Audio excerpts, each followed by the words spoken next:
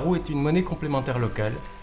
C'est une monnaie qui ne sert que sur un territoire donné, en l'occurrence le Vaucluse, qui est garantie à la nef, donc une roue vaut 1 euro, et on peut s'approvisionner en roues dans des bureaux de change. Ces bureaux de change délivrent des roues contre des euros, et avec ces roues, vous pouvez faire vos courses n'importe où, dans des commerces qui ont signé une charte éthique, qui s'engagent à se fournir localement, à travailler localement et de manière écologiquement saine. La monnaie, la roue se présente sous forme de bons d'échange, d'une valeur de 1, 2, 5, 10 et 20 et 50. Et donc ces bons d'échange sont utilisables dans tout le réseau acceptant la roue. Plat. Entrée, plat, dessert.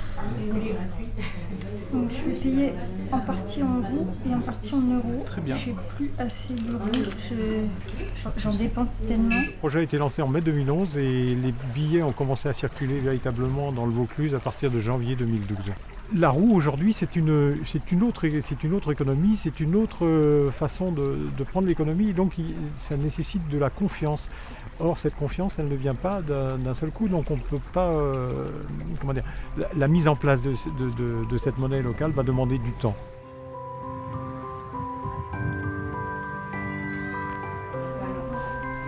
Alors, donc, ça c'est le pain-là. Après, là, vous avez du pain de campagne. Voilà, merci. L'utilisation, pour moi, elle est très simple, puisque une roue, 1 euro. Donc, je les rentre dans ma caisse comme si c'était des euros. À la fin de la journée, je les considère comme des euros pour vérifier ma caisse. Et si je n'ai pas eu suffisamment de fournisseurs à payer à la fin du mois pour les utiliser, eh bien, je les retraduis en euros pour les déposer à ma banque. La Nef, c'est un établissement financier qui a donc qui n'utilise pour faire des prêts que l'argent qu'elle possède. C'est-à-dire qu'elle n'emprunte pas sur les marchés internationaux, elle ne place pas dans les marchés boursiers ni dans les marchés spéculatifs. Et on sait aujourd'hui qu'environ 3% de la masse, de la monnaie en circulation est utilisée pour les échanges de la vie courante. Voilà, d'où l'idée de concevoir une monnaie locale complémentaire qui serait utilisée que pour les échanges locaux.